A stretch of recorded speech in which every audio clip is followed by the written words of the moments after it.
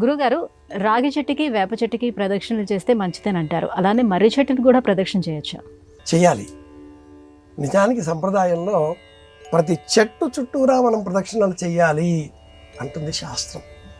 చెట్టు జీవంతో ముడిపడి ఉన్నటువంటి దైవస్వరూపం. మనం పూజాగృహంలో అనేక అర్చామూర్తులను ప్రతిమలను సమీకరించుకొని ప్రాణ ప్రతిష్ఠ చేసి అనంతరం అసునీతి పునరస్మాసు చక్షుః పునః ప్రాణమిహనోధేహి భోగం యోగపశ్యేమ సూర్యముచ్చరం తమనుమతే మృడయాన స్వస్తి మంత్రాలు చెబుతూ అసునీతి, ఇది ఒక నీతి. అసు అంటే ప్రాణాలు. అలా ఆ అర్చామూర్తిలో ప్రాణశక్తిని నిక్షిప్తం చేసి అర్చన చేస్తూ ఉంటాం. ఇక్కడ మనం ప్రాణశక్తిని నిక్షిప్తం చేసే అవసరం ఉంటే అది ప్రతిమ. సహజంగా ప్రాణంతో ఉండేటటువంటి అర్చామూర్తి వృక్షం, మొక్క, చెట్టు పూజించాలి, నాటి సంరక్షణ చేయాలి, పెంచి పోషించాలి. ప్రతి ఇంటికి ఒక కుల వృక్షం ఉంటుంది. ప్రతి నక్షత్రానికి నక్షత్ర వృక్షం ఉంటుంది. ప్రతి రాశికి సంబంధించిన వృక్షం ఉంటుంది. అలాగే ప్రతి జాతకానికి విడివిడిగా ఈ వృక్షాలన్నీ కూడా ఉన్నట్లుగా దైవ రూపాలకు కూడా అనేక వృక్షాలను సనాతన ధర్మం సూచించింది. సామాన్యంగా కొన్ని దైవనామాలను మనం తలుచుకుంటే శివుడు అనగానే మారేడు, గణపతి అనగానే గరిక, దత్తాత్రేయుడు అనగానే మేడి చెట్టు ఎలా జ్ఞాపకం వస్తాయో, శివుడు అంటే జ్ఞాపకం రావాల్సే మరి ఒక చెట్టు మర్రి చెట్టు. కార్తీక మాసంలో ఈ మర్రి చెట్టు చుట్టూ ప్రదక్షిణలు చేస్తాం. మార్గశీర్ష మాసంలో అమావాస్య నాడు ప్రత్యేకంగా సావిత్రి అర్చన చేసి వటవృక్షం అన్న పేరిట అర్చన చేస్తాం. దక్షిణామూర్తి ఆ వటవృక్షం క్రిందనే మనకు దర్శనమిస్తాడు అని మనకు గురు స్తోత్రావళి వివరిస్తుంది. తర్వాత విచిత్రం వటవృక్షమూలే అని కదా స్వామిని మనం స్తోత్రం చేస్తాం. కనుక మార్గశిర మాసంలో అమావాస్య నాడు మర్రి చెట్టుకు ప్రదక్షిణ చేసినట్లయితే భార్యాభర్తల మధ్య అనుబంధం బలీయం అవుతుంది. అనుమానాలు ఏమైనా ఉంటే, పొరపచ్చాలు ఏమైనా ఉంటే తొలగిపోతాయి.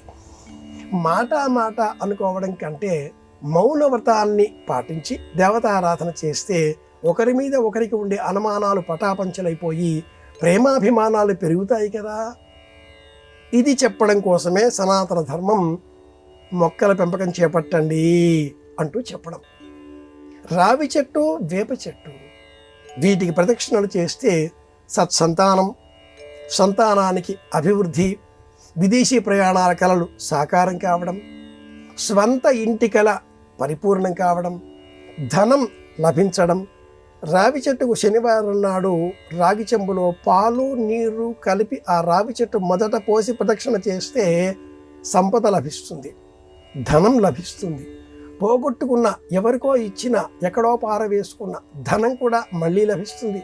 ఇది ఎలాగో మర్రి చెట్టుకు ప్రదక్షిణ చేస్తే వృద్ధాప్యం దూరం అవుతుంది. ప్రత్యేకంగా మనం కార్తీక మాసంలో కేదారేశ్వర వ్రతం అనే వ్రతాన్ని చేస్తూ ఉంటాం. హిమవత్ కేదారేశ్వర వ్రతం అని ఆ వ్రతానికి పూర్తి పేరు.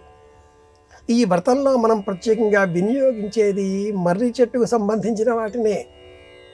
మర్రి చెట్టు ఊడలను తోరంగా కట్టుకోవడం, మర్రి చెట్టు కాయలను వక్కలకు బదులుగా వ్రతంలో వినియోగించడం, మర్రి ఆకులను ఈ కేదారీశ్వర స్వరూపంగా శివుడిని అర్చన చేసే నిమిత్తమై దిగువన వేదికగా, విస్తరిగా, అరిటాకుకు మోదుగ ఆకులతో చేసిన విస్తరికి ప్రత్యామ్నాయంగా మర్రి ఆకుల విస్తరిని వినియోగించడం, ఇవన్నీ ఇందులో అంతర్భాగాలే. సత్సంతానం కలగాలి. ఆయుర్వేదంలో మర్రి ఆకు త్రుంచితే వచ్చే తెల్లటి పాలను ఎలా వినియోగించాలో ఆయుర్వేద వైద్య చికిత్సా విధానం తెలియజేస్తుంది. ముక్కులో పిండాలి నిర్వహణ తెలిసిన, నియంత్రణ కళ నిపుణుడైనటువంటి వైద్యుడి ఆధ్వర్యంలో ఇది జరగాలి. ఆయుర్వేద వైద్యుడి ఆధ్వర్యంలో జరగాలి. ఇవన్నీ కూడా శాస్త్రంలో మర్రి చెట్టుకు ఉండేటటువంటి ప్రాధాన్యతలను వివరిస్తూ ఉన్నాయి. మర్రి ఊడని ఎరుపు రంగు దారానికి కట్టి కుడి చేతికి రక్షగా ఇలా భుజానికి ఆ పై భాగానికి రక్షగా కట్టుకుంటే మానసిక భయాలు పటాపంచలవుతాయి. నిద్ర రాకపోవడం అనే వ్యాధి తొలగిపోతుంది. ఎన్నో ఉన్నాయి మర్రి చెట్టుకు సంబంధించిన సూక్ష్మాలు.